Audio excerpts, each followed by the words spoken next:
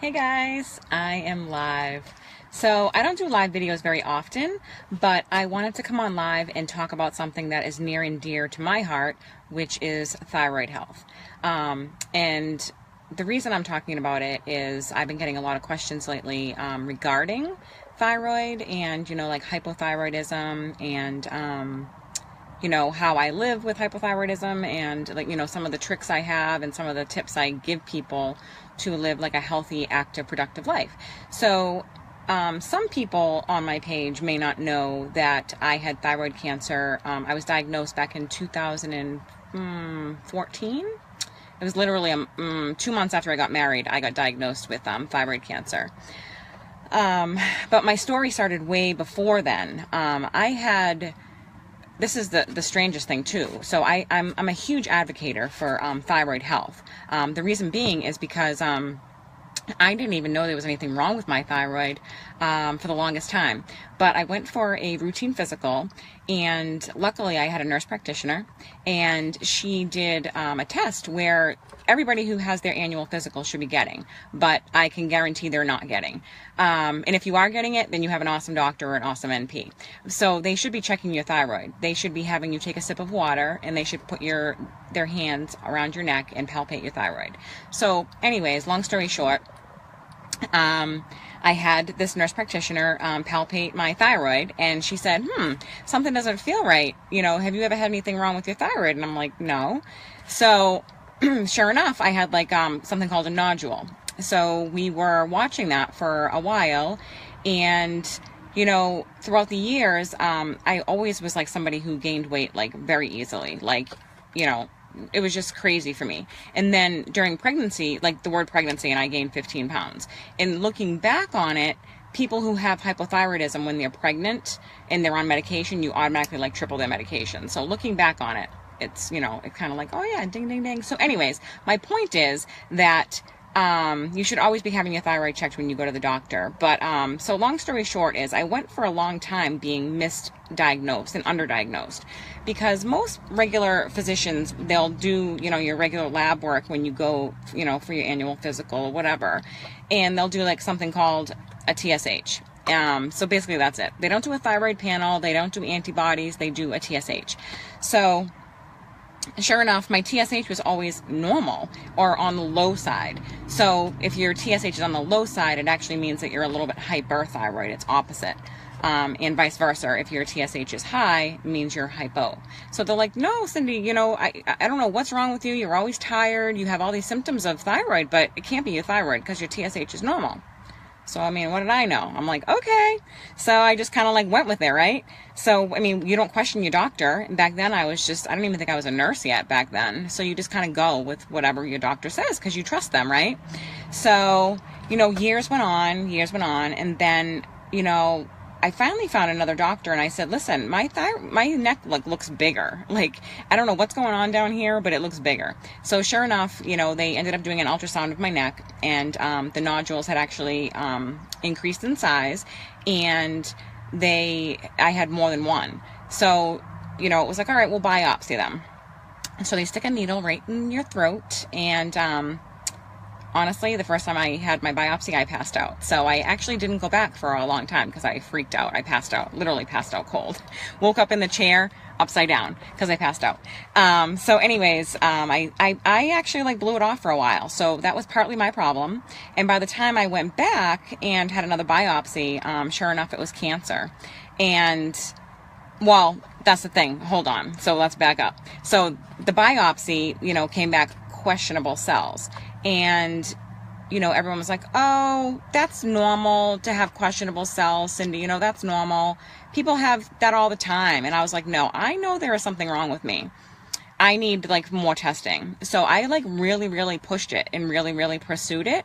And I think the only reason why people took me seriously was because, number one, I was in the medical field at this point. I was an RN, and I was actually in school to become a nurse practitioner. So I feel and that is truly the only reason why people took me seriously. And also, I had to be in the network of where I work in the hospital group. I was in that network of physicians. So they're like, well, they're not going to be like, oh, you're crazy, because I work with them. They had to take me seriously. So, So long story short is I ended up going for another biopsy, and it was like, oh, well, it's probably not cancer. And sure enough, I had an uptake scan. That's the next step.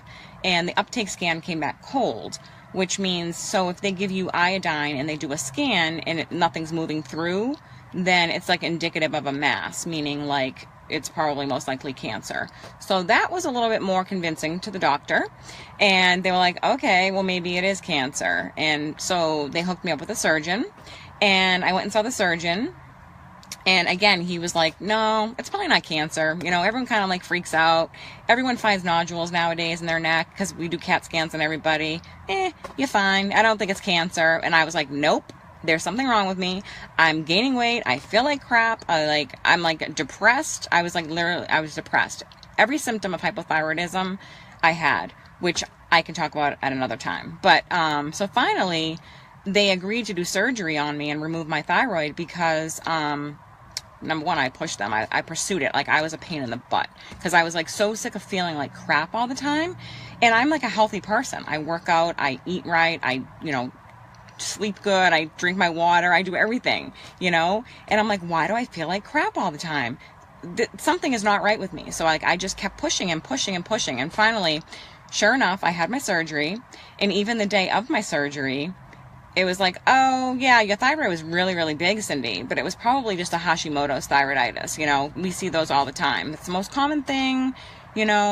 So sure enough, 2 weeks go by, and I go to meet with the surgeon, and I'm sitting in his office, and he kind of just like had the piece of paper in his hand, and he was like, wow. He's like, you really know yourself well. I'm like, yeah, I do. He goes, yeah, you do. You have cancer. And so he's like, you were smart, to pursue it and have it out. So I had 3 different types of cancer in my thyroid. And so that kind of like began my journey. Here I am, almost 3 years later, and I'm still on my journey of like thyroid health and like getting better. It's like a never ending battle. And I don't talk about it enough. So that's why I'm on live, because I know there's a lot of people out there who struggle with thyroid disease and probably don't even know it because they're going to their doctor and they're getting a TSH drawn, and that's it. So my suggestion is that if you feel like something is wrong with your body and you think it could be thyroid, just keep pushing. And then you have to know what test to ask for to be drawn. It's just not a TSH. You have to get a whole thyroid panel, and you need to get like an antibody test done. People who have Hashimoto's have antibodies, and that's not normal. You shouldn't have antibodies. Sorry, I don't know who is behind me right now. I'm actually sitting in my car doing a live video because the lighting in my house is horrible. So anyway, so here I am almost 3 years later, still dealing with thyroid issues. So I literally have been on every single medication under the sun. So when I first had my thyroid out, they put me on levothyroxine, and I just still felt like crap. So then like, all right, let's try you on Synthroid. Still felt like crap. Then they're like, let's try you on levothyroxine and Cytomel, which is T3 and T4. So I'm like, okay, tried that. Still felt like crap. Every hypothyroidism symptom I still had. So luckily, I found a doctor who's awesome. And actually, I see the NP. So if you can tell, I'm a little partial to NPs. But I saw the NP, and she was like so willing to work with me and understand the fact that, I don't feel good and I'm not crazy. All these symptoms I have are not because I'm crazy. It's because my thyroid, who literally regulates everything in my body, is no longer there. So you need to help me get better. So then I tried Armour Thyroid, and I took that for a few months, and I actually felt pretty good. And then I started feeling like crap again. And so sure enough, every single time I would feel like crap, I would go to get my labs drawn, and sure enough, my labs were off.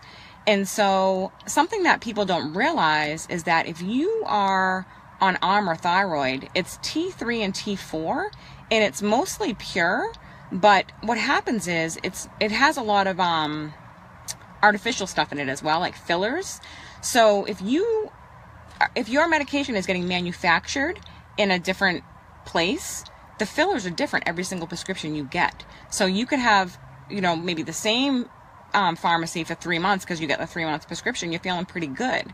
So the next time you fill your prescription, the fillers are different because it's a different pharmacy. And then you're like, why the hell isn't this working? So that's actually what was happening to me. That's how sensitive I am to medication. And that's how sensitive I am to anything, which is kind of crazy. So then I went on WP thyroid.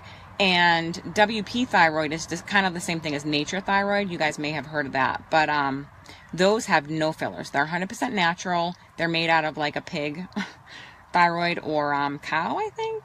So some people don't take that for like religious reasons because they're just like, that's, you know, against like their religion, or they just think it's gross. But I was willing to try anything. So WP thyroid is what I've been on now. And you know what's really crazy is that WP thyroid is the third of the price is Armour thyroid, and I can hardly get it. Like I have to like hound my pharmacy. The manufacturer is always, they don't have it, which I think is kind of crazy because you think about the pharmaceutical companies, right? And you're like, why can't I get a medication that's pure, costs less, and makes me feel better? Why can't I get it? Why can I only get the medication that costs 3 times as much and doesn't make me feel good? So anyways, that's a whole nother story for a whole nother day.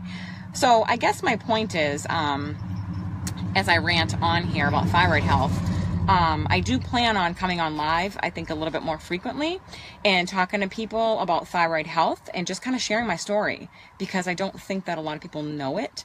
And I haven't been as open as I probably should be about it, because it's actually an ongoing struggle, like to this day.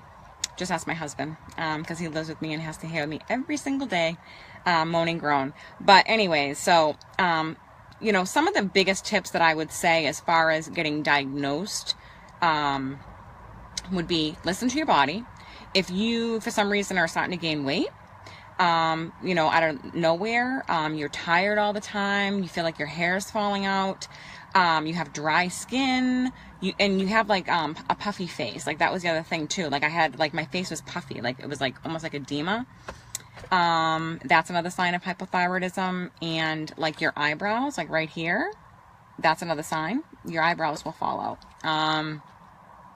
Which is crazy, because that actually happened to me. I actually have my eyebrows painted in right now. But anyway, so that happened to me too. And some of the other things that people don't want to talk about, but whatever. Constipation. And if you're a female, like huge hormonal irregularities, like your menstrual cycle will be crazy. You'll never have a regular period. So those are some of the signs that something ain't right. So, and I guess I mean, the same thing would go for men, but not necessarily menstrual cycle, obviously. But I'm not a man, so I can't really talk about some of the symptoms that a man would have. But for a female, there's just so much. So anyways, this video was just to kind of hit upon leading up to diagnosis. I will come on another time and I'll talk about some of the things that you can do to, once you've been diagnosed or whatever, just to make your life better and so you can feel better. Because it's a life-changing disease, It's like it's something that you're going to live with for the rest of your life. And you literally have to think about everything you put into your body, food, everything, nutrition. You have to be like on a normal sleep-wake cycle. It's just crazy. But yeah, I see that you were on Levoxyl for years. Yeah, now you're on Armour. Yeah, and everybody's different. So I feel like, Armour works for a lot of people, but not for me. So I feel like you have to keep looking and finding what works best for you. So I'm going to get off the video because I'm going to go head to football practice with my son. And I'll be coming on again live to talk about more thyroid stuff. And hopefully you guys learned something, or this was like beneficial to anybody. I don't know. I feel like I want to talk about it more. I want to be more open about it. So hopefully somebody learned a little something about thyroid. And, honestly, like, if you have questions, people ask me questions all the time. Some of my closest friends have thyroid issues, and they've texted me in the past. And just more recently, I've been getting more questions, regarding thyroid and how I've lived with it. So I just want to, spread the knowledge, spread the wealth, and just educate. So empower so that you guys can take better care of yourselves and just feel better overall. All right, guys, I will talk to you later. Thanks for checking me out. All right, bye.